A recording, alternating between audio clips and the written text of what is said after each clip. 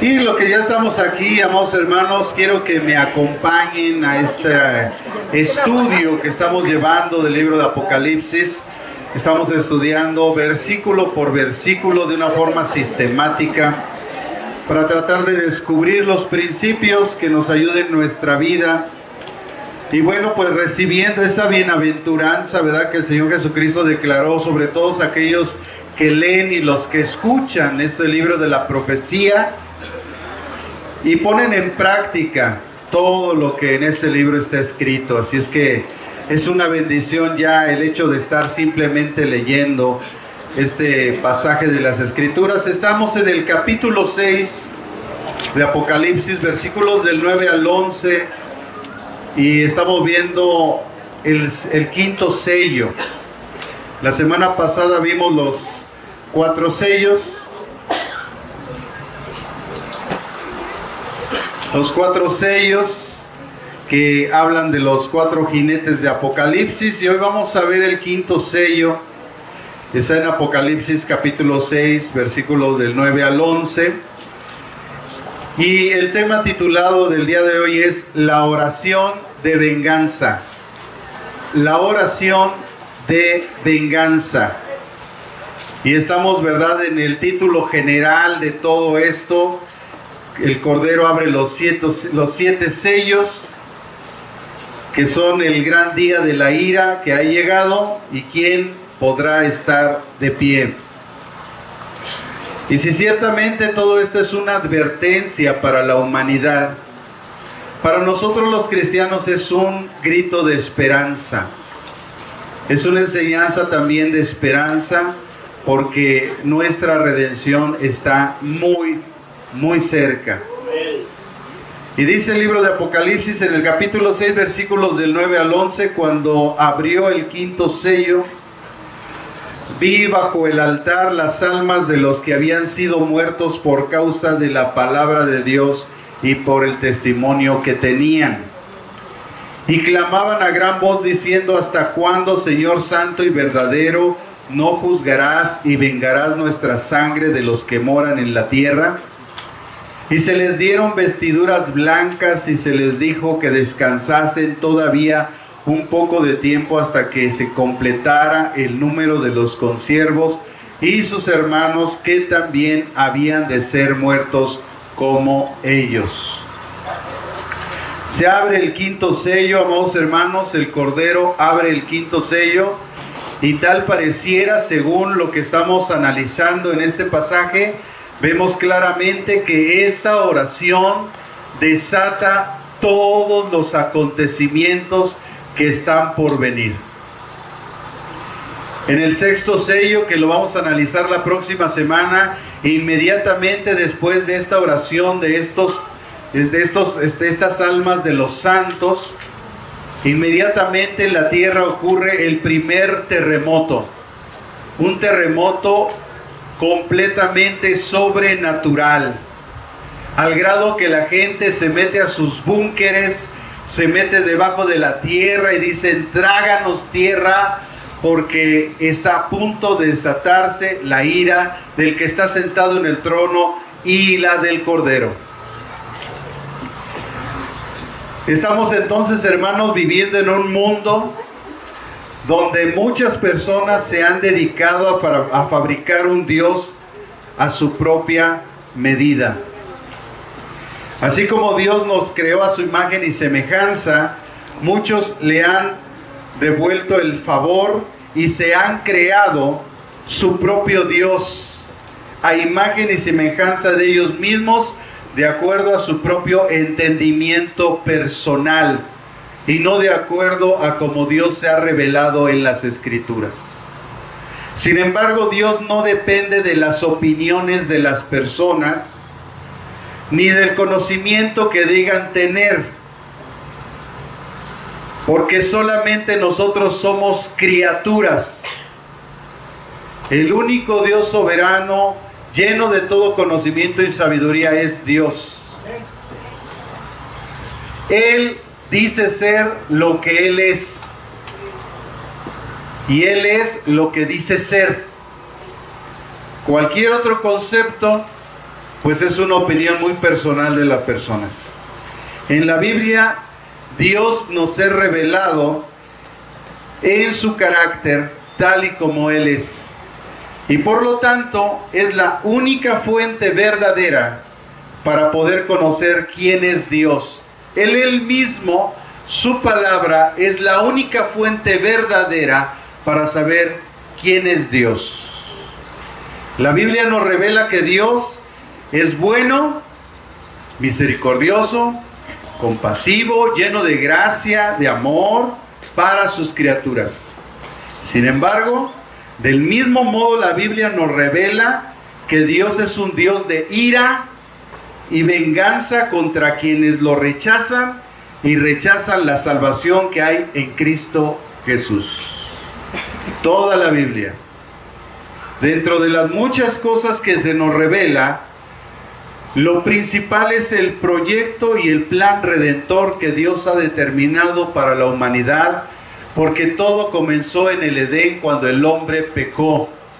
Y Dios plantó un plan de redención para el ser humano por su misericordia y por su gracia. Y la primera pronunciación de este plan redentor lo hallamos en Génesis capítulo 3, versículo 15, al que es llamado teológicamente el protoevangelio, o la primera declaración del evangelio, donde de una forma progresiva Dios, a través de su palabra y del proyecto y plan redentor que se va llevando a cabo, va revelando cuál es el plan de redención por la caída del ser humano acá, para la redención de este lado a través de su Hijo Jesucristo, quien merece siempre toda la gloria, la honra y la alabanza.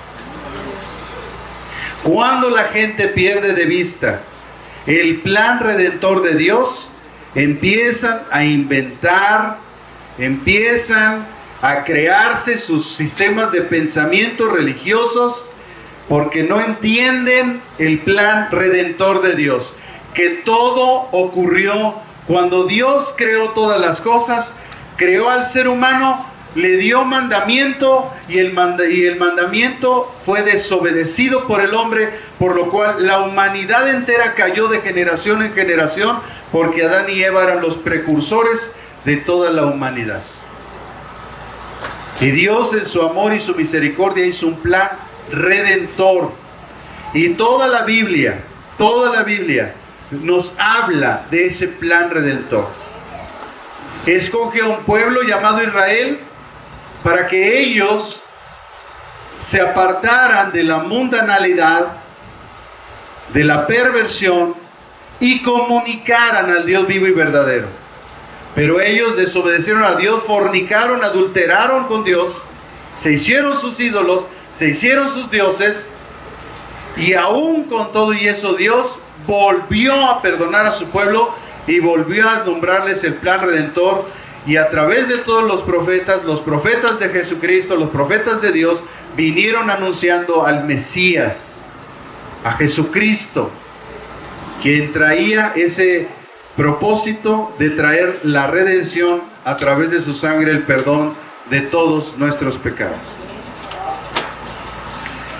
A través del Génesis, como decíamos la semana pasada, el libro de Génesis nos muestra ese plan redentor, porque Dios siempre ha querido que la humanidad esté con Él y termine con Él. Tanto es así que en el capítulo 21 de Apocalipsis se habla precisamente de los cielos nuevos, la tierra nueva, la nueva Jerusalén, ahí donde está la presencia de Dios, ahí donde está el Cordero, ahí donde Dios ha preparado un lugar para todos aquellos que hemos obedecido el ofrecimiento que Dios ha dado para la redención.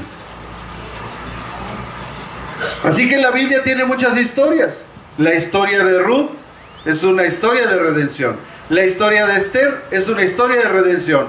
Y a través de toda la Biblia, si nosotros ponemos mucha atención y la estudiamos de una forma correcta, nos vamos a dar cuenta que toda la Biblia habla del plan redentor de Dios. Porque en cada uno de los libros de la Biblia está Jesucristo, y Él es el precursor del plan redentor de Dios. En el libro de Deuteronomio, si me quiere acompañar, Deuteronomio capítulo 32, versículo 35, porque si bien es cierto que Dios en la Biblia nos revela que Él es bueno, también Él nos revela que Él es un Dios de ira y de venganza con quienes rechazan el ofrecimiento de Dios.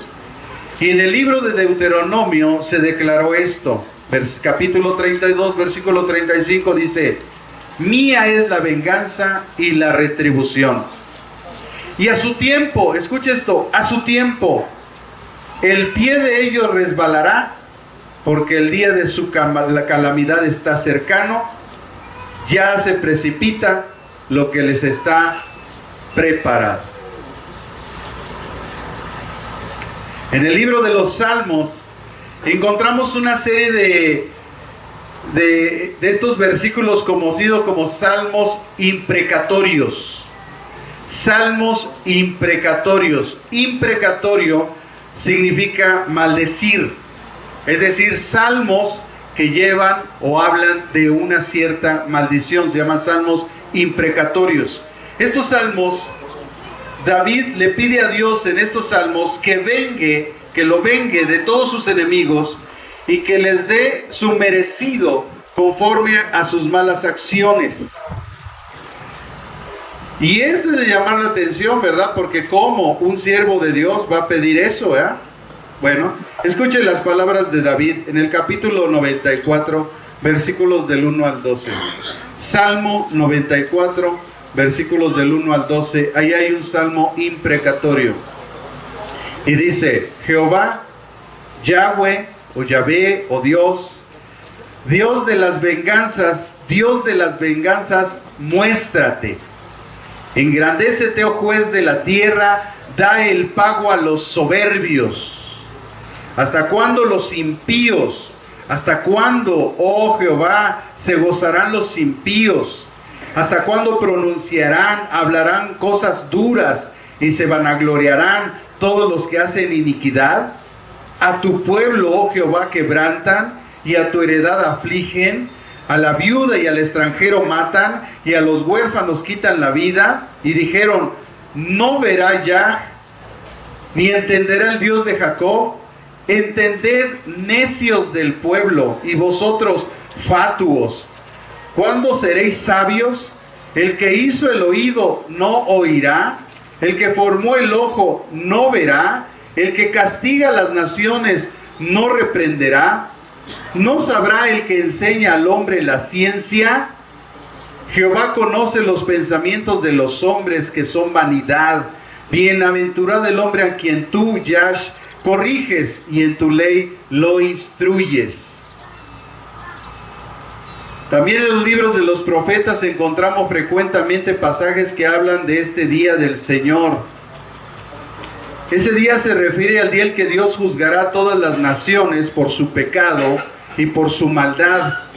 En Isaías lo describe de la siguiente manera. Isaías capítulo 34, versículos del 1 al 4. Isaías 34, versículos del 1 al 4 dice: acercaos naciones para oír y escuchad, pueblos, oiga la tierra y cuanto hay en ella, el mundo y todo lo que de él brota, porque el enojo del Señor es contra todas las naciones y su furor contra todos sus ejércitos. Las ha destruido por completo, las ha entregado a la matanza, sus muertos serán arrojados y de sus cadáveres subirá el hedor, y las montañas serán empapadas con su sangre. Todo el ejército de los cielos se consumirá y los cielos se enrollarán como un pergamino. También todos los ejércitos se marchitarán como se marchita la hoja de la vid o como se marchita la de la higuera. El día de la venganza de Dios no solamente se describe en el Antiguo Testamento, sino que en el Nuevo Testamento el apóstol Pablo también habla de este terrible día y del juicio que vendrá sobre toda la tierra. En la segunda carta que el apóstol Pablo escribió a los tesalonicenses, en el capítulo 1, versículos del 6 al 9, yo voy a leer la Nueva Versión Internacional. Según de Tesalonicenses 1, del 6 al 9 dice: Segunda de Tesalonicenses, capítulo 1, versículos 6 al 9. Dios, que es justo, pagará con sufrimiento a quienes los hacen sufrir a ustedes. Y a ustedes que sufren, les dará descanso, lo mismo que a nosotros. Esto sucederá cuando el Señor Jesús se manifieste desde el cielo, entre las llamas de fuego, con sus poderosos ángeles, para castigar a los que no conocen a Dios ni obedecen al Evangelio de nuestro Señor Jesús. Ellos sufrirán el castigo de la destrucción eterna, lejos de la presencia del Señor y de la majestad de su poder. ¿A quién va a castigar? Dice a los que no obedecen el Evangelio.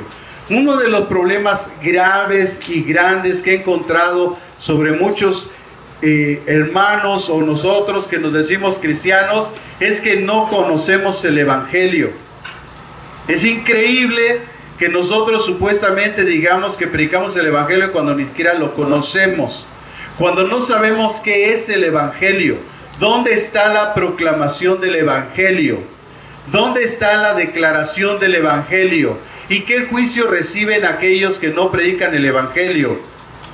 Y además, ¿quién nos mandó a predicar y qué nos mandó a predicar? Es increíble que sabemos muchas cosas, pero no sabemos el Evangelio.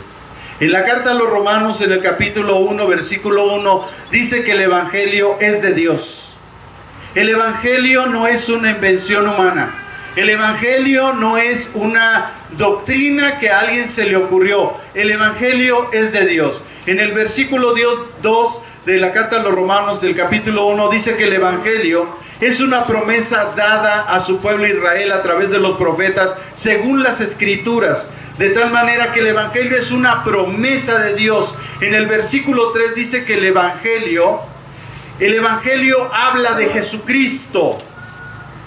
Si alguien va a predicar de alguien, tiene que hablar de Cristo, si no, ese no es el Evangelio de Jesucristo. En el versículo 16 dice que el Evangelio es poder de Dios para salvación a todo aquel que crea, al judío primeramente y también al griego. El Evangelio es poder de Dios y su propósito es que la comunicación del mismo debe de traer salvación a las personas. No el mero conocimiento per se en la mente, sino la salvación. El Evangelio produce salvación. En el verso 17 de la primera carta a los Romanos, también dice que en el Evangelio la justicia de Dios se revela por fe y para fe, como está escrito: el justo por la fe vivirá.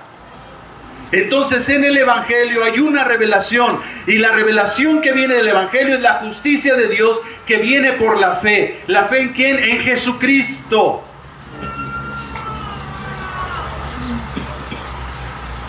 Hermanos, es increíble que no sepamos eso. Pero usted salga allá afuera y pregúnteles a todos los que andan predicando el Evangelio y no saben esto, se los aseguro.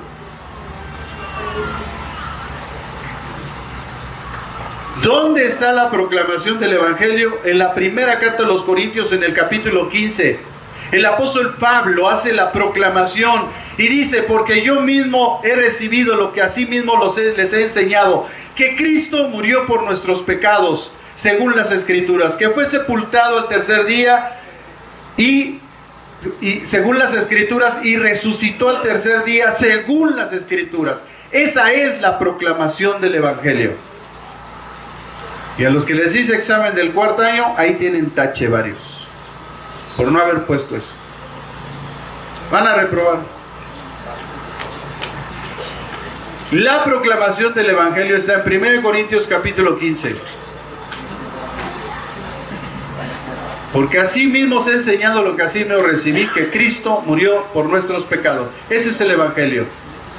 Cuando nosotros venimos a Cristo, el primer entendimiento que tenemos es que Cristo murió por mis pecados. Por lo tanto, justificado pues por la fe, tengo paz para con Dios por medio de mi Señor Jesucristo.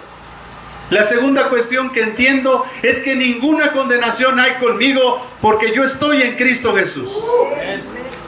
No hay condenación. Y la tercera cosa que entiendo es que ¿quién acusará a los escogidos de Dios? Cristo fue el que murió y es más el que también resucitó. ¿Quién acusará a los escogidos de Dios? ¿Quién? La pregunta es que dice Pablo es ¿quién? ¿Quién se va a atrever? Ni el infierno, ni el diablo nos puede acusar. Nuestra salvación es eterna. Hermanos, cuando yo entiendo eso, mi vida cambia. Porque entiendo lo que Cristo hizo en mi vida. No hay condenación para mí. Entonces empiezo a vivir libre. Libre. Yo soy libre. Las cadenas del pecado han sido rotas. Libre. Yo soy libre. Para cantar, para danzar, para gozar.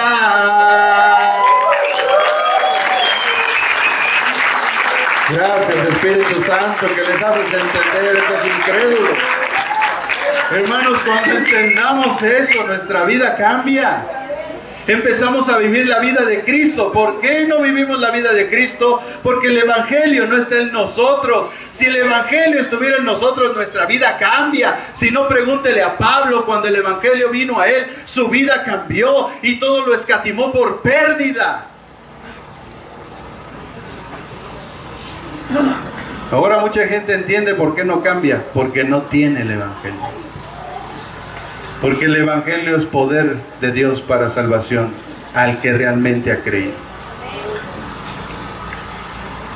¿Cuál es el problema, hermanos, si nosotros no estamos predicando el Evangelio? Bueno, en el libro de Gálatas, en el capítulo 3, dice que si aún nosotros o un ángel del cielo nos anuncia otro evangelio, o sea, nos habla de otra cosa que no es Cristo, dice que esa persona es un anatema, un maldito. En la segunda carta del apóstol Juan dice que cualquiera, ¿quién es? Cualquiera. A Dios no le interesa si eres protestante, católico, pentecostal, bautista, lo que sea. Cualquiera que no persevera en la doctrina de Jesucristo, el tal no tiene al Padre y no tiene al Hijo. Entonces el problema que tiene mucha gente es que no tiene ni al Padre, ni tampoco tiene al Hijo, porque no tiene el Evangelio. Y Dios, hermanos, está preparando un día precisamente para esas personas que no han querido recibir la verdad del Evangelio.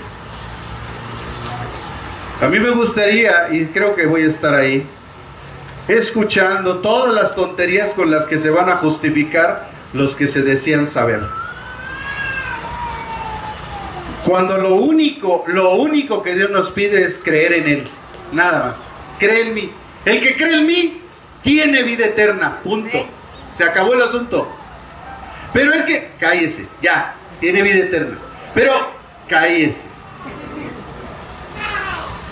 ¿No entendemos eso tan simple, amados hermanos? Es muy importante también señalar aquí que la venganza de Dios no justifica un sentimiento como el tuyo y el mío, ¿no? Porque cuando alguien nos hace algo, queremos cortarle su cráneo, ¿no? Pero no es como ese sentimiento que nosotros sentimos contra un enemigo de rencor ni de revancha hacia esas personas. Es porque Dios no siente ningún rencor ni revancha tampoco contra sus enemigos. La ira de Dios es una consecuencia de la santidad y la justicia de Dios. El alimento más sólido de la Biblia es la justicia de Dios. Entender la justicia de Dios. El alimento sólido no son predicaciones espiritualistas, espiritualoides. El alimento sólido es que la iglesia alcance a comprender la anchura, la altura, la anchura, la profundidad de la justicia de Dios. Ese es el alimento sólido de la Biblia. El alimento sólido de la Biblia no son predicaciones espiritualoides.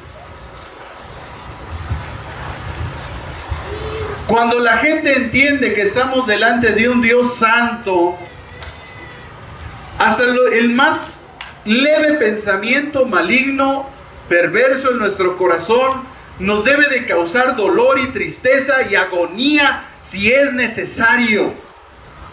Y si es que se tiene al Espíritu Santo, porque quien no lo tiene, ni siquiera siente remordimiento. Pero aquellos que estamos batallando cada día contra este cuerpo carnal, la evidencia que nos hace ver que tenemos al Espíritu Santo es esa lucha que tenemos interna contra el pecado. Si tú has sentido esa lucha de que tú no quieres hacer algo, como decía el apóstol Pablo en la carta a los Romanos en el capítulo 8, lo que quiero hacer no lo hago y hago lo que no quiero hacer, entonces descubro que el mal está en mí. El apóstol Pablo está hablando de una lucha interior que hay en nosotros. ¿Por qué? Porque anteriormente, versículos antes, había dicho que todos aquellos que son guiados por el Espíritu de Dios son hijos de Dios, y los hijos de Dios tenemos esa lucha. No te preocupes cuando estés luchando contra el pecado, tus debilidades, porque eso te tiene que hacer ver que el Espíritu Santo está en ti. Preocúpate cuando tú, a pesar de lo que estás haciendo, no sientes ningún remordimiento ni nada en tu corazón. Preocúpate, porque entonces el Espíritu de Dios no está en ti. ¿Cuántos están luchando cada día con las situaciones de su vida? Levante la mano. Hasta yo, miren, todos. ¿Y sabe por qué? Porque usted tiene el Espíritu Santo. Si usted no lo tuviera, ve a la gente allá afuera, hermano, viven, se levantan, comen, duermen y ni se preocupan de las cosas. Hacen cosas malas y ni siquiera hay algo en su corazón que les haga remover sus entrañas y decir: Señor, perdóname, no soy digno de ser llamado tu hijo.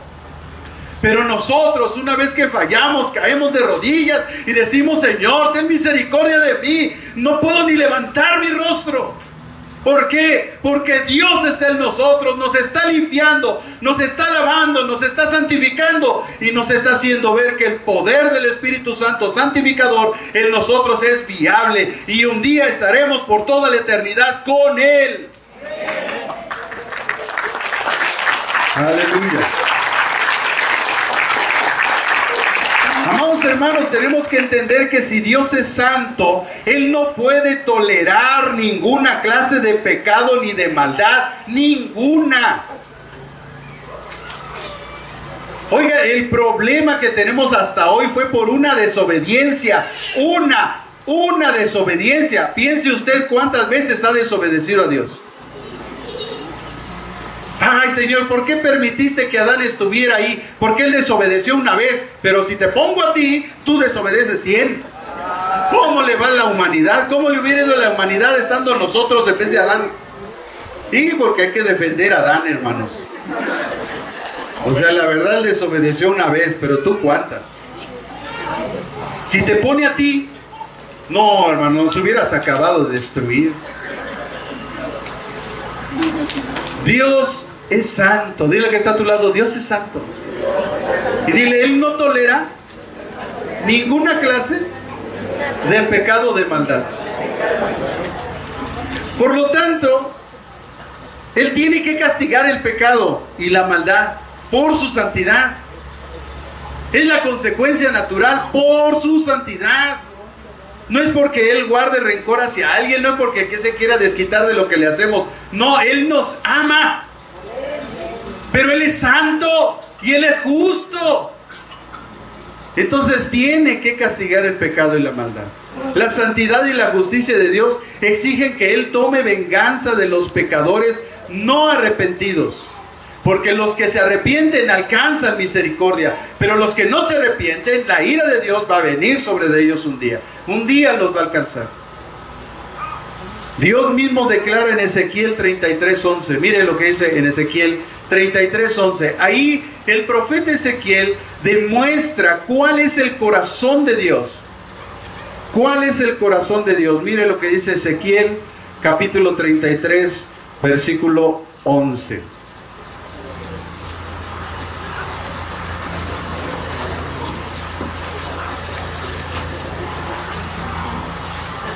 Dice Ezequiel 33:11, que no quiero la muerte del impío, sino que se vuelva el envío de su camino y que viva. Ese es el deseo de Dios. Él no desea que alguien que está haciendo mal o esté haciendo cuestiones terribles, Él no desea que muera. ¿Y sabe por qué Dios no desea que muera?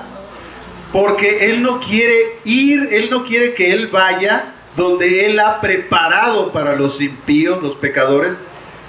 Y de hecho ese lugar ni siquiera estaba para ellos, estaba para Satanás y sus demonios. Pero la gente que desobedeció y que no aceptó el plan de salvación de Dios va a ir ahí. Pero Dios no quiere eso, porque Él sabe lo que hay ahí. Decía una señora, pastor, yo creo que nadie, Dios a nadie va a enviar al infierno. Le digo, no, yo también lo creo, yo creo que se van a ir solitos. Sí, porque el que en Él cree no es condenado, pero el que no cree ya ha sido condenado. Pero vean las frases, hermanos, si nosotros vemos la conjugación de los verbos, dice, el que en Él cree no es condenado, tiempo presente.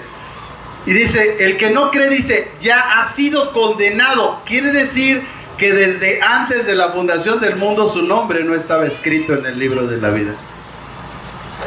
Y lo único que confirmó su decisión de no aceptar a Cristo, pues es que su nombre no estaba escrito en el libro de la vida. Qué tremendo es eso, hermanos. Así que ningún sentimiento de rencor, de amargura, de desquite o venganza está justificado en la vida de ningún cristiano verdadero. El pastor no está, ¿verdad?, orando, llévatelos, o te los llevas o te los mando. Y no, yo no estoy orando eso. Al menos yo sí sé con quién es mi lucha. Y mi lucha no es con carne ni es con sangre. Es contra principados, contra potestades, huestes espirituales de maldad de las regiones celestes. Es esa influencia espiritual que, aunque usted no lo crea, viene de allá arriba.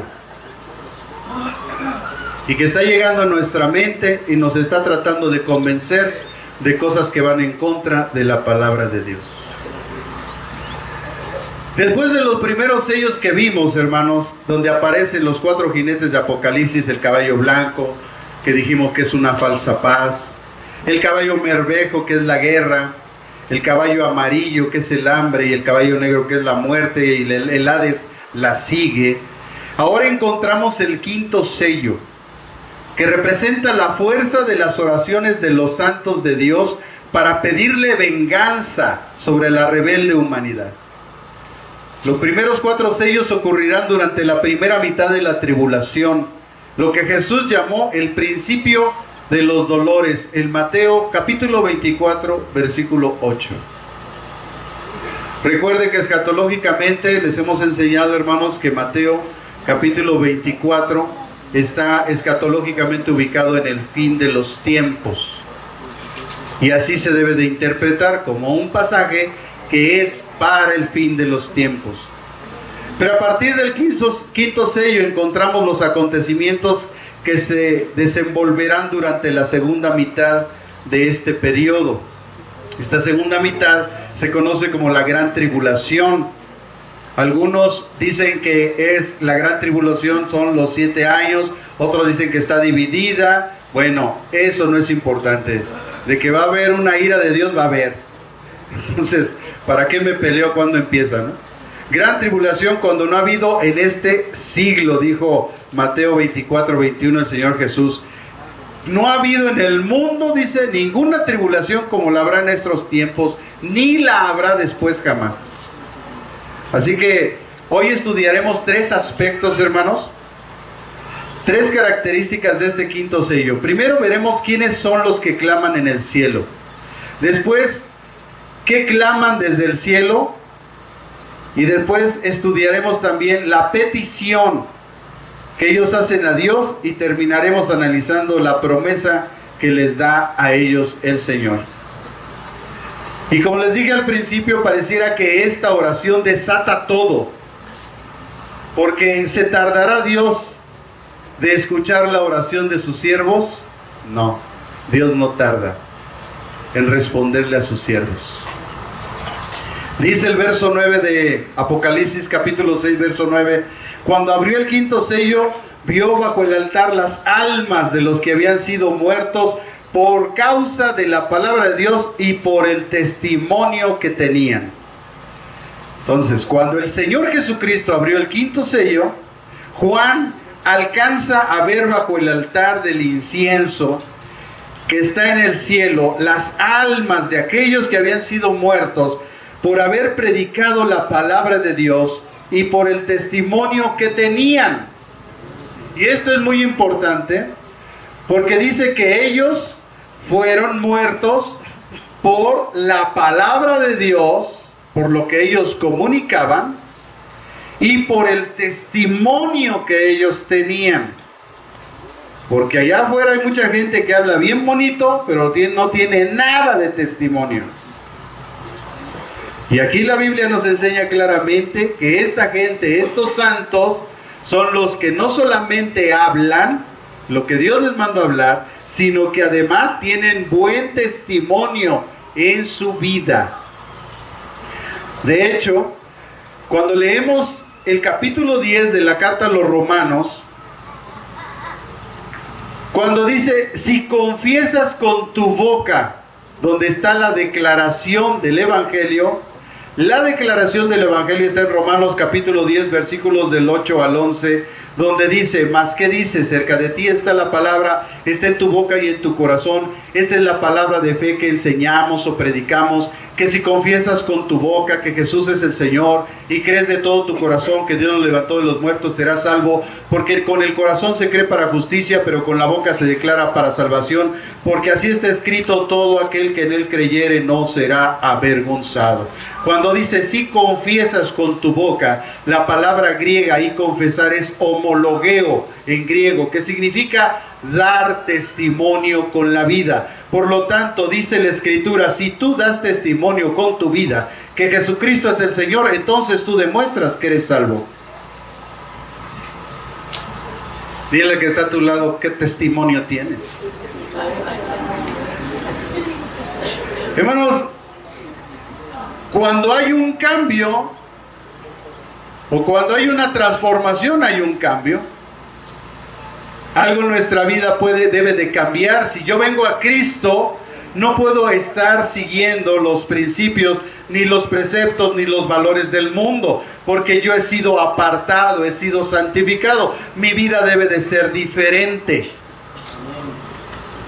Pero pregúntenle a los jovencitos, ¿por qué te vistes así? No tienen identidad los jóvenes, no tienen identidad. Es que así se viste Shakira. Ay, ¿y Shakira quién es? ¿Quién es esa mujer? Y así se visten como sus artistas. Bueno, a mí lo que sí me causa risa, sí, lo se tenía que decir se dice, es que están viendo las series de los coreanos y quieren ser como las coreanas. Ay, princesa, te voy a revelar algo. Ni tu anatomía, ni tu fisiología, ni tu genética jamás te va a hacer que tengas una figura como esa geisha. Imposible. Y menos si tú comes pura vitamina T, tamales, tacos, tortas, tlacoyos y todo lo que va con té. Menos si no dejas el pan de azúcar, menos si no dejas el refresco, menos. Así es que la gente se hace ilusiones, se ilusiona, se hace una novela aquí. Vete en un espejo y ve tu realidad y ponte a hacer ejercicio y come bien y toma mucha agua y vas a ver cómo vas a bajar de peso. Pero si tú sigues como vas, lo único que tienes es una ilusión. Hoy hay un movimiento, se llama, dicen que son transnacionales. Dicen, o sea, son tlaxcaltecas, dicen que se creen canadienses. Oye, mija, tienes cara de Huitzilopochtli. Tienes la nariz de gallo afilada. ¿Tú crees que una francesa, una canadiense va a tener ese rostro? Pero a esa locura está llegando la gente, esa locura. Esa gente 10, 15, 20 años atrás estaba en el manicure. Pero hoy, hermanos, es que el diablo pues está trabajando en la mente de la gente. Se creen perros, se creen gatos, se creen tortugas, se creen vacas. ¿Eres vaca? Sí, ¿por qué hablas? Ah, que soy una vaca que habla. Todas las vacas no hablan, nada más tú. O sea, vean lo que el diablo está haciendo en la mente de la gente, hermanos. ¿Por qué? Porque no han querido recibir la verdad de Dios. Está escrito, Romanos capítulo 1, léalo, ahí dice la degradación del ser humano y dice por qué piensa como piensa. Porque no acepta la verdad de Dios, porque siempre está maquinando, es que yo creo que, yo pienso que, sí, tú crees que, tú piensas que, pero no es lo que Dios dice.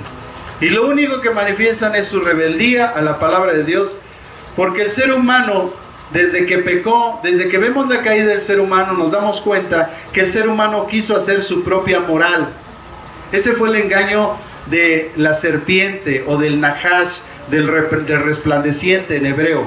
Eso fue lo que pasó, que ese ser los engañó. Serán como dioses sabiendo el bien y el mal. ¿Saben por qué se fue a hablarle a Eva? Porque las mujeres son sentimentales. Ay, sí, mira el árbol, está bien bonito, mira la fruta, ay, qué bonito está el fruto.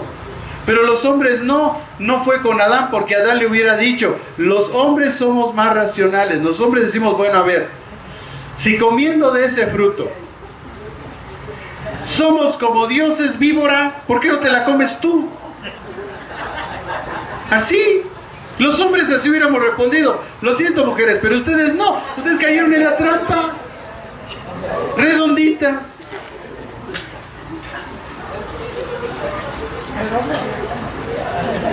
Decía una famosa escritora y teóloga, hermanos, decía, el problema de la mujer fue que la mujer no le dijo a la serpiente, ¿sabes qué, serpiente? Yo no quiero ser Dios, déjame ser mujer. Wow, qué palabras, qué preciosa frase. Hermanas, cuando ustedes deciden ser mujeres, o sea, para lo que fueron diseñadas, su vida cambia. Aceptan el rol que Dios les ha dado. Pero cuando no, nos rebelamos. Dice la escritura ahí en Mateo capítulo 24, versículo 3 al 9. Busque Mateo 24, 3 al 9. Voy a leer la versión Reina Valera 60, igual que usted tiene ahí en su Biblia. Dice la escritura, el Señor Jesucristo es el que describe estos acontecimientos de los primeros 5 sellos. Y en este pasaje dice, y estando él sentado en el monte de los olivos, los discípulos se le acercaron aparte diciendo, dinos, ¿cuándo serán estas cosas? ¿Y qué señal habrá de tu venida y del fin del siglo? Respondióle Jesús, les dijo, mirad, que nadie los engañe, porque vendrán muchos en mi nombre, diciendo, yo soy el Cristo, y a muchos se engañarán. ¿A cuántos? A muchos. Y oiréis de guerras, y rumores de guerras. Mirad que no os turbéis, porque es necesario que todo esto acontezca, porque aún no es el fin. Porque se levantará nación contra nación, reino contra reino, y habrá pestes y hambres y terremotos en diferentes lugares. Y todo esto será el principio de los dolores. Versículo 9. Entonces os entregarán a tribulación y os matarán, y seréis aborrecidos de todas las gentes por causa de mi nombre. En aquel tiempo todas las naciones del mundo perseguirán a los que se conviertan a Cristo. Dios está hablando de un tiempo donde todos aquellos que se convierten a Cristo enfrentarán persecución. Debido a la persecución, los falsos cristianos, dale un codazo al que está a tu lado, ahí te hablan, dile, los falsos cristianos negarán su fe. a los que se conviertan a Cristo, para evitar ser martirizados por el gobierno del anticristo. La persecución sacará a flote la verdad y la mentira. Así lo profetizó Jesús en los siguientes versículos de Mateo 24, del 10 al 13. Vean lo que dijo Jesús. Mateo 24, 10 al 13. Muchos tropezarán entonces y se entregarán unos a otros, y unos a otros se aborrecerán, y muchos falsos profetas se levantarán y engañarán a muchos. Por eso hay tanto engaño hoy, hermanos. Y por haberse multiplicado la maldad, el amor de muchos se enfriará, mas el que persevere hasta el fin, este será salvo.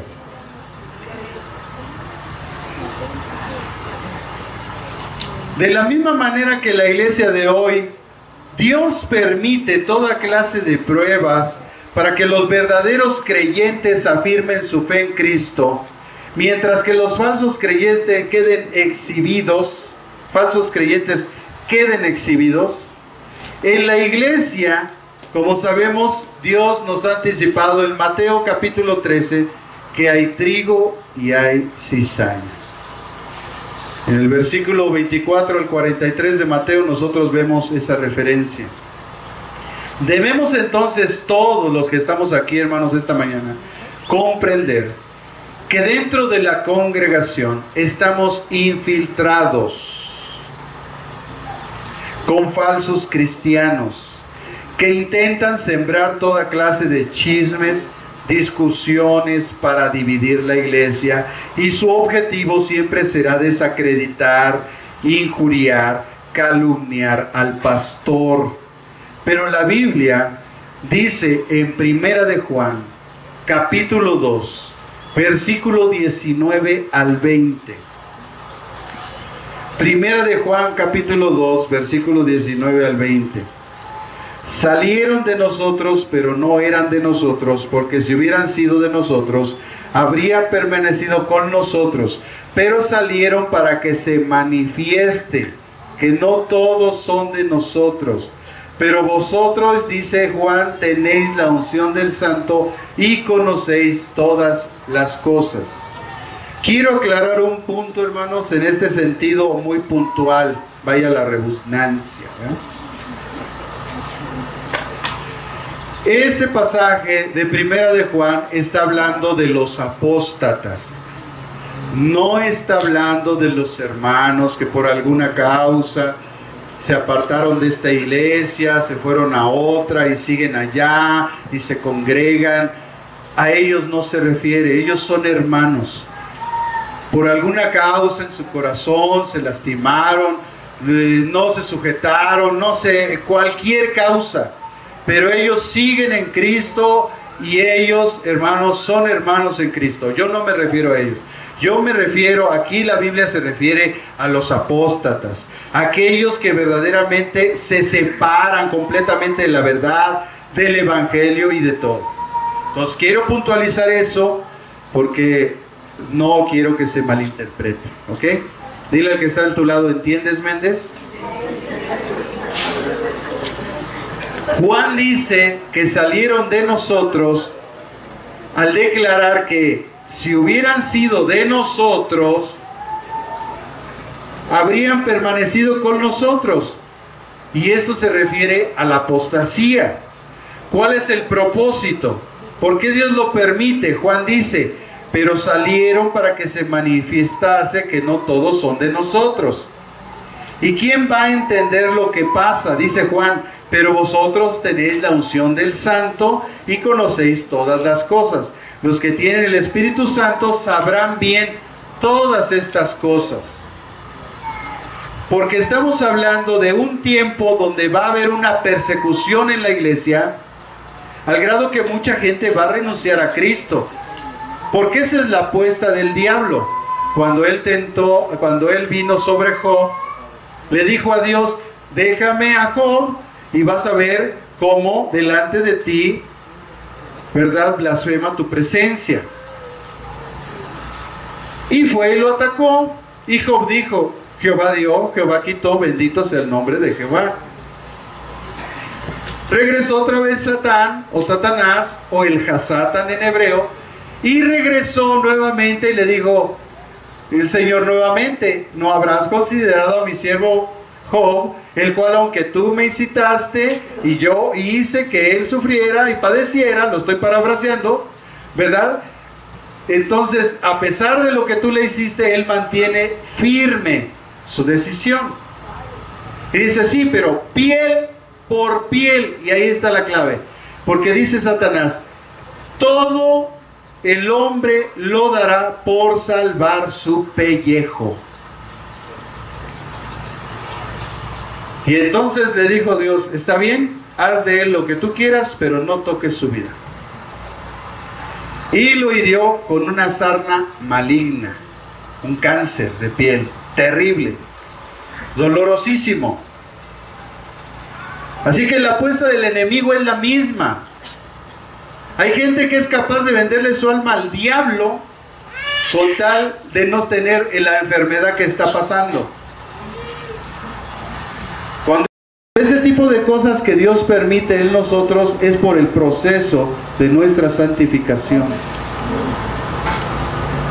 Ese es el problema del ateísmo, que ellos dicen, pero es que si Dios es bueno, ¿por qué pasa esto? ¿Por qué pasa aquello? ¿Dónde estaba Dios cuando me pasó esto? ¿Dónde estaba? Pues Él estaba sentado en su trono. ¿Dónde estabas tú? Él te mandó allá donde fuiste.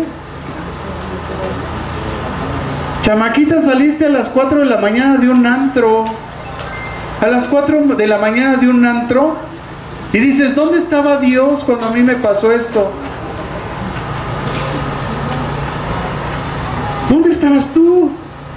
¿Son horas de estar allá afuera a las 4 de la mañana en un antro? No, ¿verdad? Ahí no te mandó Dios. Entonces es consecuencia de lo que tú estás haciendo.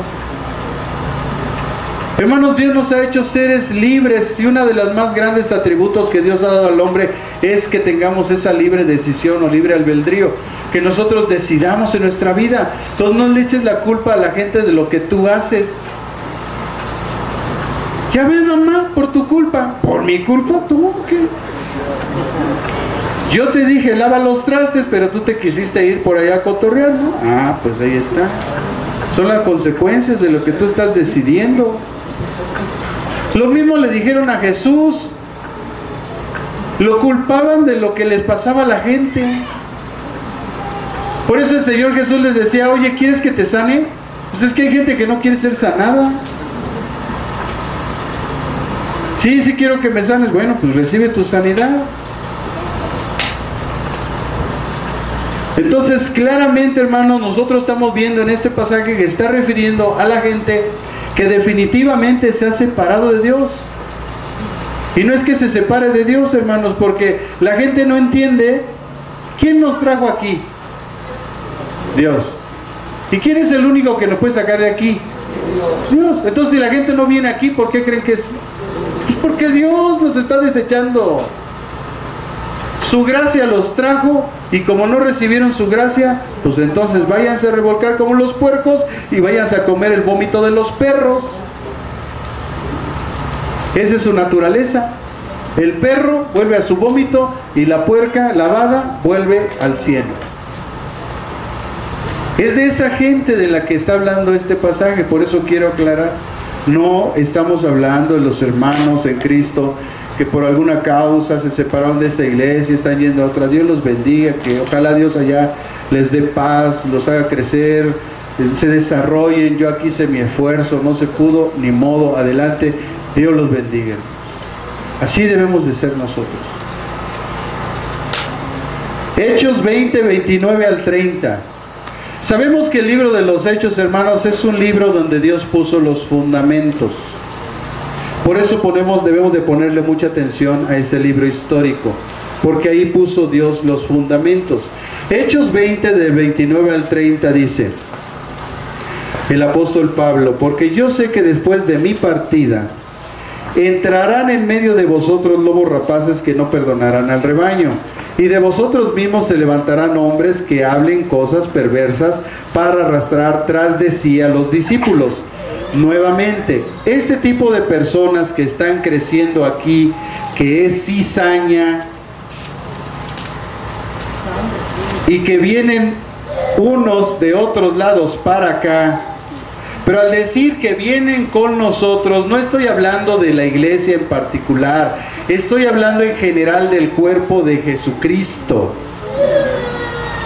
Porque a veces hay hermanos que vienen de otras iglesias y son bienvenidos todos. Esta iglesia tiene una visión. Si la gente que viene a esta iglesia de otra iglesia acepta la visión de esta iglesia, se sujeta a la visión de esta iglesia dada por Dios al pastor, hermano, bienvenidos. Aquí tenemos un proceso. Vaya a su evento de restauración, reciba sus lecciones, vaya al instituto. Yo sé que no todos tienen la capacidad de estudiar, o muchos no tenemos ese don de seguir estudiando. No hay problema, pero mi responsabilidad es impulsarlo a usted. Porque muchas veces la gente no sabe de lo que es capaz si no se le impulsa. Pero si usted dice, pastor, es que yo la verdad no soy bueno para estudiar, yo creo que yo no soy bueno para la teología, yo creo que para eso yo no le entiendo, está bien, hermano, Dios le bendiga, no lo vamos a forzar. Pero yo quiero que usted dé su máximo esfuerzo. No que se haga porro del Instituto Teológico, ¿verdad? Que ya lleve 3 años en segundo, 4 en primero. Hermano, lógico que si yo veo eso en usted, le voy a decir, hermano, usted no es apto para estudiar. Y no hay ningún problema, usted puede servir, o sea, no pasa nada. Pero se entienda que es mi responsabilidad impulsarlo. Y que se saque a flote todo lo que hay dentro de usted. Usted no sabe lo que hay dentro de usted hasta que usted lo descubre. Pero ¿cómo lo va a descubrir si no se esfuerza y es valiente? Entonces, entiéndame a mí, o sea, yo no los estoy obligando, los estoy impulsando. Si al final usted dice, ya lo intenté 1, 2, no, pastor, no la hago, está bien, hermano, no se preocupe, sigue adelante, vamos a ver. Vamos a ver con los hermanos que están del ministerio, de escuela de ministerios, y vemos qué plan implantamos para aquellos que ya no pueden seguir el instituto. No hay ningún problema. Pero ya la actitud...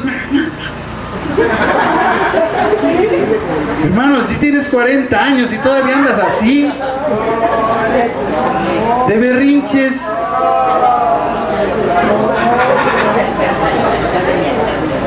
Que si no, ya me voy. Berrinchudos. Pero pregúntales, tienen 15 años en Cristo, dicen. Son bien berrinches. Dice uno, Dios mío, por eso la gente no cambia, porque no entrega su carácter.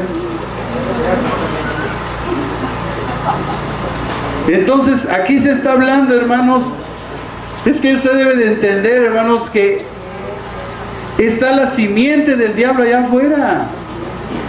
Y nosotros que somos la simiente de Dios. Y hay gente que malintencionada entra a las iglesias para dividirlas, pues ya traen ese plan. O sea, es gente que el diablo ya ha preparado de tiempo. Yo no me refiero en ninguna forma a los hermanos que por alguna causa dijeron salir de esta iglesia y fueron a otra. No importa, hermano. Ellos son hermanos. Me refiero que sí hay gente. Hermanos, aquí han venido brujos, hechiceros y santeros. Satánicos se han sentado allá. Estoy yo aquí predicando y el Espíritu Santo luego me mueve la mirada hacia ellos. Los observo. Y les doy con tubo. Pues sí, que algo les ha de caer, hermano. Aunque sea un chipotito que se lleven. Entonces, a eso me estoy refiriendo, hermanos. No malinterprete, por piedad. Hermanos, este estudio ya está hecho.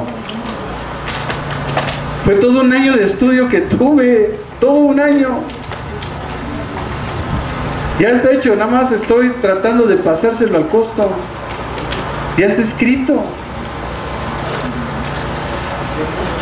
Pero, ¿cómo saber quiénes son y cómo descubrir este tipo de personas que vienen malintencionadas? Por lo que hacen. ¿Qué dice la Biblia? Por sus frutos los conoceré. No por lo que dicen, por lo que hacen. La gente se le cataloga por lo que hace, no por lo que dice.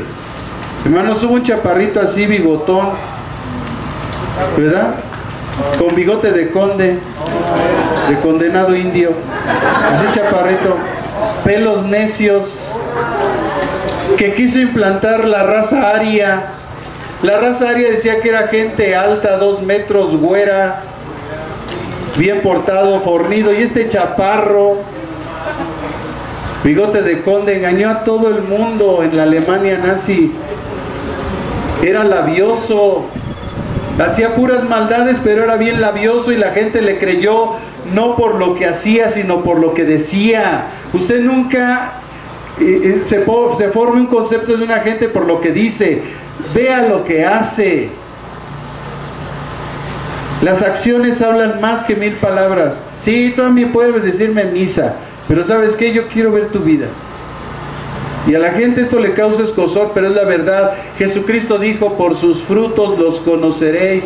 No dijo por sus palabras, dijo por sus frutos. La Biblia, hermanos, profetiza que justo a la mitad de la semana 70 de Daniel, a los 3 años y medio de haberse empezado la tribulación, hay algunos que así la dividen, la persecución se incrementará considerablemente contra los que están en ese tiempo. Hay muchos sistemas de pensamiento, ya los hemos platicado, los premilenialistas, los amilenialistas, los postmilenialistas. Nosotros hemos adoptado la posición premilenialista, es decir, la posición que dice que el arrebatamiento de la iglesia viene antes de la tribulación. Hay hermanos que dicen que no hay arrebatamiento, ellos se llaman amilenialistas. Hay hermanos que dicen que el arrebatamiento es justamente antes de las copas de la ira de Dios. Y cada uno de nosotros usa ciertos pasajes, ¿verdad?, para justificar esas cosas. Nosotros estamos viendo, no tenemos que perder de vista, hermanos, que el libro de Apocalipsis es como algo que se nos está anunciando anticipadamente. Pero cuando nosotros vemos claramente cuando las cosas ocurren, pero nosotros estamos viendo a la lejanía y por eso no alcanzamos a ver completamente cuándo va a ser. Entonces no importa la posición que una persona tenga, premilenialista, amilenialista o postmilenialista, no por eso somos herejes ni por eso no somos hermanos. Somos hermanos en Cristo por la fe en Cristo Jesús. Estamos disertando solamente sobre una cuestión teológica que es de carácter general. Entonces es importante que usted lo aprenda. Entonces, no importa la posición que tengamos, lo importante es que Dios nos está mostrando algo, principalmente para que nosotros estemos atentos y preparados. Porque como no sabemos ni el día ni la hora, entonces tenemos que estar preparados. Tenemos que estar velando y orando, porque sí tenemos una promesa, que el Espíritu Santo nos comunicará las cosas que han de venir. Entonces, eso es muy importante, hermanos. La persecución del falso sistema religioso del anticristo incrementará los asesinatos en este tiempo. Muchas de las víctimas sin duda serán creyentes. En Mateo 24, del 14 al 22, nuestro Señor Jesucristo dijo estas palabras. Mateo 24, 14 al 22. Es uno de los pasajes que a mí más me gusta, sobre todo el 14, porque el Espíritu Santo no le pide permiso a nadie. Y dice, y será predicado este evangelio del reino en todo el mundo. Por eso me gusta, porque no le pide permiso a nadie. Todos van a saber qué es el evangelio. Aquí va a ser el problema si lo aceptas o no lo aceptas. Dice, para testimonio a todas las naciones, y entonces vendrá el fin. Por tanto, fíjense lo que dice, cuando veáis en el lugar santo la abominación desoladora que habló el profeta Daniel el que le entienda, está hablando del anticristo, entonces los que estén en Judea huyan a los montes. El que esté en la azotea no descienda para tomar algo de la casa. El que esté en el campo no vuelva atrás para tomar su capa. Mas hay de las que estén encintas y de las que crían en aquellos días. Orad pues que vuestra huida no sea en invierno ni en el día de reposo, porque habrá entonces gran tribulación. Fíjense cómo dice, gran tribulación. Aquí está hablando de esa época, de la gran tribulación, cual no la ha habido desde el principio del mundo hasta ahora, ni la habrá. Y si aquellos días no fueren acortados, nadie sería salvo, mas por causa de los escogidos, aquellos días serán acortados. En este pasaje, escatológicamente, está ubicado en el tiempo de la tribulación, y dice que la única forma de que un creyente va a poder escapar de los tiempos de la tribulación será huyendo. Los que no puedan escapar rápidamente, como las mujeres embarazadas y que estén criando, serán masacradas. Un invierno crudo y las restricciones para viajar en el día de reposo pudieran también ser obstáculos a los que intentan huir. La persecución llegará a ser tan severa que nadie sobrevivirá, a no ser que Dios acorte el tiempo de la persecución. Así que lo que Juan vio bajo el altar eran almas, porque la resurrección corporal de ellos aún no habría ocurrido. Esas almas serán las primicias de los que serán salvos durante la tribulación. Así que casi en su totalidad de la nación de Israel y también algunos gentiles serán salvos durante este tiempo de la tribulación. En la carta a los Romanos, en el capítulo 11, el apóstol Pablo lo explica. Romanos 11, versículos 25 al 27. Todos sabemos que la carta a los Romanos está dividida en tres partes. Del capítulo 1 al capítulo 8 está hablando de las principales doctrinas del Evangelio de Cristo. Del capítulo 9 al capítulo 12, al 11, nos habla del propósito de Dios para Israel. Y del capítulo 12 al capítulo 16 de la vida cristiana. Entonces, estamos en un pasaje que está hablando sobre Israel. Y dice el capítulo 11, mis amados hermanos, está hablando Pablo a los judíos, quiero que entiendan este misterio. Era un misterio. ¿Cuál es la diferencia de una profecía? Una profecía es algo que se viene anunciando que va a suceder, y un misterio es algo que nadie sabía y que en un momento es revelado a una persona para que lo declare. Entonces dice Pablo, no quiero que, mis amados, quiero que entiendan este misterio, algo que en este momento me está siendo revelado, que no se vuelvan orgullosos de ustedes mismos. Parte del pueblo de Israel tiene el corazón endurecido. ¿Cómo está el corazón de los judíos? Entonces, ¿para qué quieres ser judío? ¿Para que se te vuelva tu corazón endurecido? Fíjense, los judíos tienen el corazón endurecido, pero eso solo durará hasta que se complete el número de los gentiles que aceptarán a Cristo. Y entonces todo Israel será salvo. Como dicen las Escrituras, el que rescata vendrá de Jerusalén y apartará a Israel de la maldad. Y mi pacto con ellos es que quitaré sus pecados. Así que Dios tiene un plan con Israel. En este momento no nos conviene juntarnos con ellos, porque su corazón está endurecido. Y dime con quién te juntas y te diré quién eres. Hermanos, cuando nosotros estábamos en la escuela, éramos como éramos por la clase de amigos que teníamos. Entonces, eso no ha cambiado nunca. Dime con quién te juntas y te diré quién eres. Así de simple. El que con perros se junta, A ladrar se enseña. ¿Hay lobos? Bueno, se parece. Bueno, los perros ladran, ¿no? Entonces, si los lobos aúllan. Bueno, ¿me entendieron o no? Ah, bueno, entonces eso es lo que... ¿Se dan cuenta, hermanos, que si hay una influencia, aunque usted no lo quiera entender, hay una influencia, buena o mala, así de simple? Hermanos, no somos unos niños, ya estamos grandes, ¿verdad? Decía mi abuelita, ya tienes pelos en las axilas, entonces ya. Así decía mi abuelita, hermano, ¿qué quieren? Entonces ya, cada uno decide. No va a haber prohibición, nada de eso.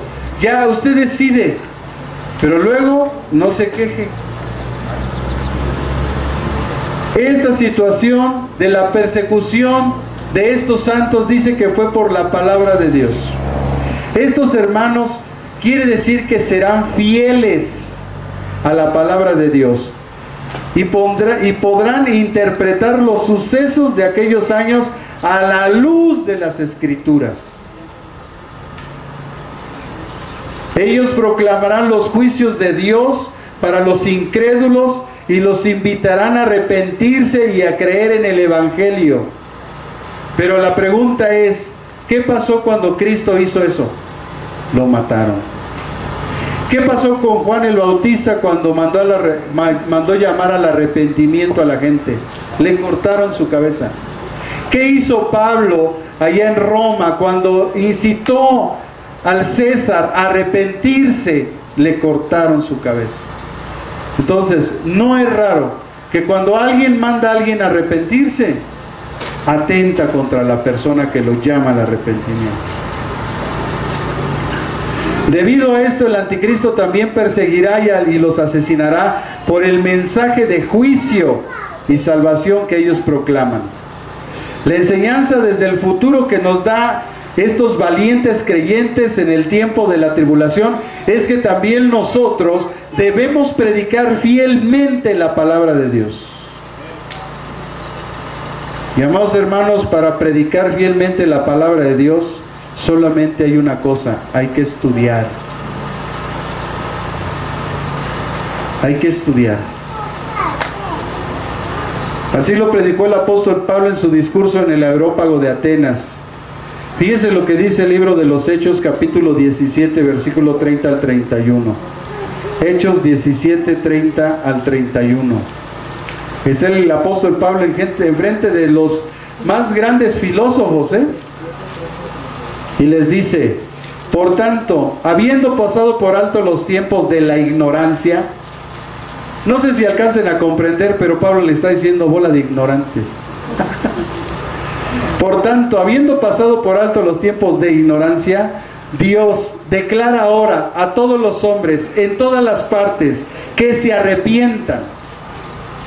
Ese es el mensaje del Evangelio, hermanos. El llamado al Evangelio es al arrepentimiento. Porque Él ha establecido, Él está con mayúscula, es decir que está hablando de Cristo. Él ha establecido un día en el cual juzgará al mundo con justicia por medio de un hombre a quien ha designado, habiendo presentado pruebas a todos los hombres al resucitarle de entre los muertos. Así que la petición que nosotros vemos en estos creyentes que están viniendo, hermanos, a hablar a Dios, está en el versículo 10. Dice Apocalipsis 6:10, que estos que estaban ahí, ya vimos que eran santos, vimos sus características ahorita, lo que estaban ellos, lo que representan y todas esas cosas. En el versículo 10 viene la petición de ellos, y ellos dicen que clamaban a gran voz diciendo: ¿hasta cuándo, Señor, santo y verdadero, no juzgarás y vengarás nuestra sangre de los que moran en la tierra? Debemos notar entonces que en este quinto sello no es el martirio como algunos han pensado, ya que ese martirio no podría ser el juicio de Dios sobre los impíos. Los sellos describen la ira y el juicio de Dios sobre los malos y no sobre los hijos. Hermanos, una de las cuestiones que nosotros debemos de quitar de nuestra vida pasada en la religión pasada. Es esa falsa enseñanza, esa herejía que habla que si nosotros los cristianos estamos pasando cosas difíciles, pruebas o circunstancias, es porque estamos mal o porque nos portamos mal. Si fuera así, entonces Cristo no perdonó nuestros pecados. Pero la Biblia dice que Él perdonó todos nuestros pecados. Entonces, ¿qué está pasando en la vida de un cristiano? Que Dios está poniendo a prueba su fe, nada más. Toda circunstancia en tu vida te debe demostrar que Dios está probando tu fe, tu confianza en Él, nada más. Porque eso nos lleva a un proceso de santificación. Ahora, si te estás portando mal, por supuesto, pero ya es de cada quien. Tú sí sabes si te estás portando mal y si lo que estás pasando son consecuencias de lo que hiciste. Pero naturalmente un cristiano no sufre porque se porta mal. Él sufre porque está en una guerra, porque está en una batalla, porque está en un proceso de santificación, porque su fe debe ser pasada por fuego. Entonces saquemos esa falsa enseñanza de la iglesia tradicional de nuestra vida, porque si no te vas a frustrar toda tu vida y no vas a entender el proceso que les dije al principio de esta prédica, de lo que Dios hace para nuestra regeneración, para nuestra restauración, para nuestra renovación, nuestro nuevo nacimiento, para que un día estemos con Él en su gloria. Hermanos, el Espíritu Santo te hace ver claramente si lo que te está pasando es por cómo te estás portando.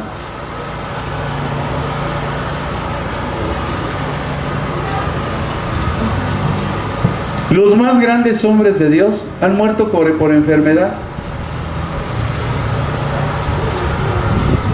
Ellos no padecieron porque se portaron mal. Cristo no se portó mal y lo llevaron a la cruz. Juan, el Bautista, no se portó mal. Él fue fiel a la palabra de Dios y por eso le cortaron la cabeza. Él no se portó mal. Él no sufrió consecuencias porque se portó mal. Jesús no sufrió consecuencias porque se portó mal. El apóstol Pablo no sufrió el corte de su cabeza porque se portó mal. Él murió y sufrió porque fue fiel al Evangelio. Por eso Jesús nos advirtió desde un principio: en el mundo tendréis aflicción. Y nos dio un consuelo, pero confíen, tengan fe, confíen. Yo he vencido al mundo. Sáquese ese pensamiento, hermano, porque si no, usted va a vivir, hermano, siempre desconfiando de Dios y de lo que Dios hace en su vida. Todo lo que pasa en nuestra vida tiene un solo propósito: nuestra santificación. A veces Dios nos mete en enfermedad o nos pone una prueba con un hijo, con un hermano, con un primo, con la abuelita, con el tío, con un ser amado. ¿Por qué? ¿Por qué, Dios? ¿Por qué a mí? ¿Por qué no? Dime la última vez que estuviste orando y dedicándome tiempo en oración. Y te das cuenta que llevas meses. Y lo primero que pasa cuando enfrentas las circunstancias que dices: Dios, ya ves, ya te acordaste de mí. Pensé que era nada más el genio de la lámpara. Por eso comencé diciendo que mucha gente, estamos viviendo en un tiempo donde la gente ha hecho un Cristo a su manera. No ha usado la cristología de Pablo ni la cristología de la Biblia, es decir, lo que el Padre habla del Hijo, ni lo que los discípulos hablan del Hijo. Hacemos un Cristo a nuestra manera, que Él se acomode a nosotros. No, Él es el Rey de Reyes y el Señor de los señores, y nosotros debemos de obedecerlo a Él.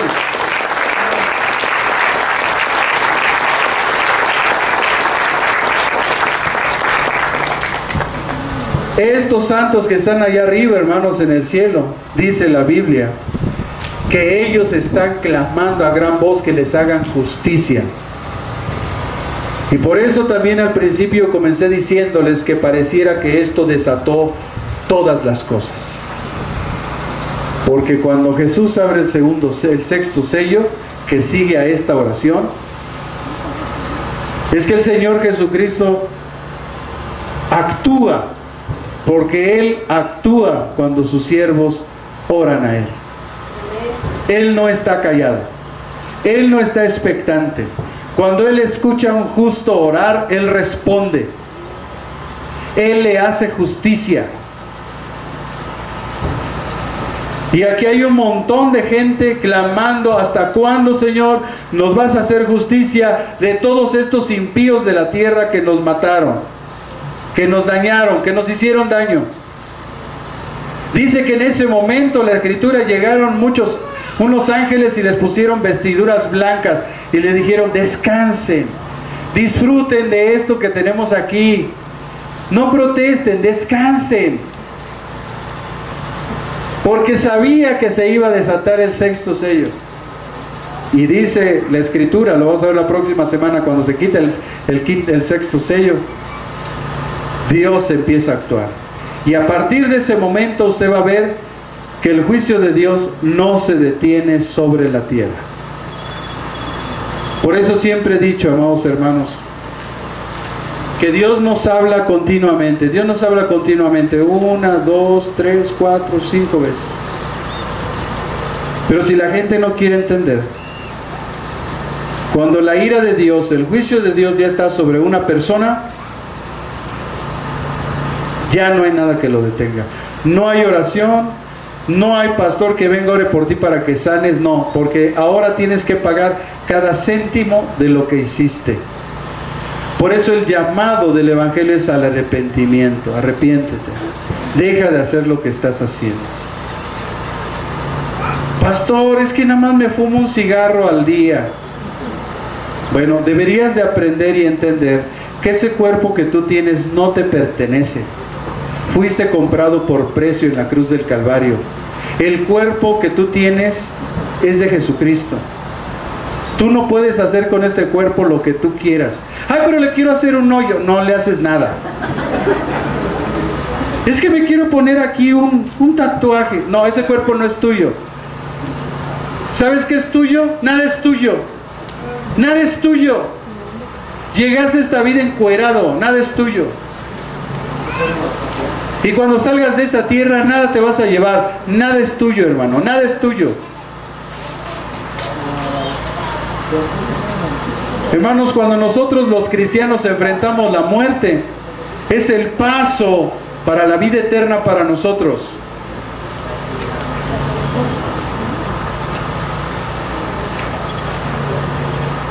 Imagínense un pastor que fallece. Me acaban de comunicar que un pastor de una iglesia amiga falleció. 82 años el pastor, muchos años predicando. Imagínense que saliera un brujo: yo lo maté. Carnal, tenía 82 años, o sea, ya. O sea, no me digas. La gente no entiende, hermanos, que cuando un cristiano muere es porque su papá ya lo llamó.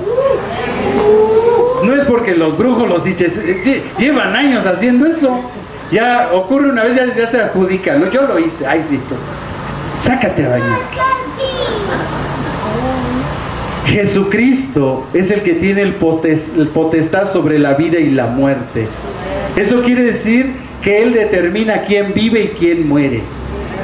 No los brujos ni los santeros. Que le echen triple, que le echen cuadro. Sí, échale, ya acabaste. Cuando un hijo de Dios muere es porque su papá ya lo llamó, porque ya cumplió, porque se va al reino.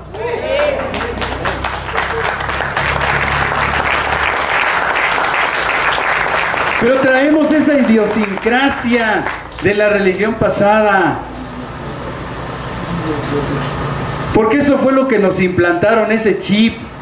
Que tú cuando sufres es porque algo malo hiciste. Bueno, si hiciste algo malo seguro, porque lo que siembras cosechas. Pero si tu corazón está limpio, traes paz, y tú dices, entonces ¿qué es? Bueno, ¿estás en una prueba o es el paso para el reino? Bienvenido el reino, Señor. Por eso yo siempre he dicho, el día que yo me vaya, hermano, el día que usted ya no me vea aquí predicar, dele gracias a Dios, Por mí, hermano, porque yo ya estoy allá, usted sigue aquí. Preocúpese usted, hermano. Ahí me alcanza, si es que me alcanza. ¿Acaso Dios, hermanos? Yo pregunto, y la Biblia también pregunta, ¿acaso Dios no hará justicia a sus escogidos que claman de día y de noche? ¿Se tardará en responderles? Os digo que pronto les hará justicia, pero cuando venga el Hijo del Hombre, dijo Jesús, ¿hallará fe en la tierra? Ahí en el Evangelio de Lucas, capítulo 18, versículos del 7 al 8, están estas palabras. ¿Acaso el Señor se tardará en responder? Lucas 18, del 7 al 8, ¿tardará en responder? No. Por eso, cuando yo leía este pasaje, me di cuenta que lo que acontece después del séptimo sello es la respuesta de la oración de los santos. Dios no se tardó, le dijo, miren, les voy a poner sus túnicas blancas, vayan, descánsense allá, sigan alabando, porque ahorita viene lo bueno. Y pum, quitó el sello, y entonces dice que hubo un gran terremoto, al grado que la gente huía, se metía a sus búnkeres, se metía debajo de la tierra, porque sabían que la ira de Dios estaba cayendo sobre la tierra. Estos mártires clamaban a gran voz. La palabra clamor es la palabra griega craso. Esta palabra implica una necesidad urgente. Se produce una gran voz. La palabra gran voz en griego es magasfone. Magasfone. Este clamor se dirige al Señor santo y verdadero. Estas palabras santo y verdaderos son las mismas palabras que se refieren a Jesucristo en el capítulo 3 y versículo 7 de Apocalipsis. Apocalipsis 3:7, son las mismas palabras. Entonces, lo que estamos viendo, porque el libro de Apocalipsis es el testimonio de Jesucristo, se está declarando la divinidad de Cristo en los cielos. Al llamarlo santo, que es la palabra agios, en griego agios, significa que Dios está separado del pecado y de la maldad, y que Él es único. Cuando le dicen verdadero, que es la palabra aletinos, describe que Dios es fiel a su palabra y que cumplirá todas sus promesas. Dios va a cumplir todas sus promesas, por eso Él es verdadero. Es interesante que en Apocalipsis 3:7 entonces se le llama a Cristo Dios. Por último, la promesa dice que les dieron vestiduras blancas y se les dijo que descansasen todavía un poco de tiempo hasta que se cumpliera el número de los consiervos y sus hermanos, que también deben de ser muertos como ellos. Entonces Dios no está interviniendo para que la gente no muera.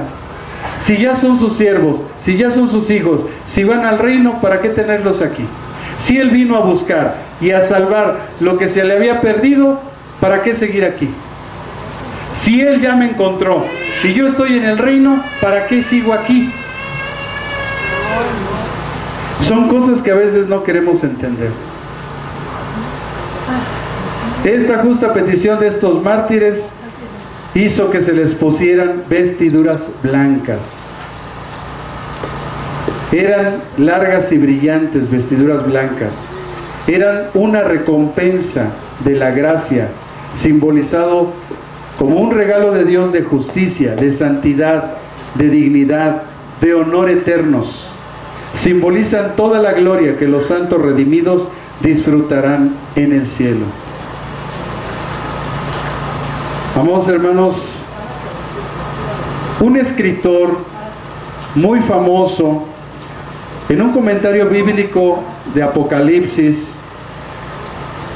un comentario exegético llamado Robert L. Thomas, dice estas palabras: la palabra a las almas bajo el altar les da la seguridad de que Dios finalmente vengará la sangre de ellos. Pero el momento de la culminación de esta venganza aún no ha llegado. Algo que debe suceder previamente es el incremento del número de ellos mediante más martirios. Los moradores de la tierra bajo el sugerente liderazgo de la bestia del mar, aportarán el número aún mayor de víctimas humanas antes de que Cristo intervenga finalmente mediante su aparición personal en la tierra nuevamente. Hasta entonces, a los que ya están muertos se les dice que descansen y disfruten de su condición de dicha que ya han alcanzado.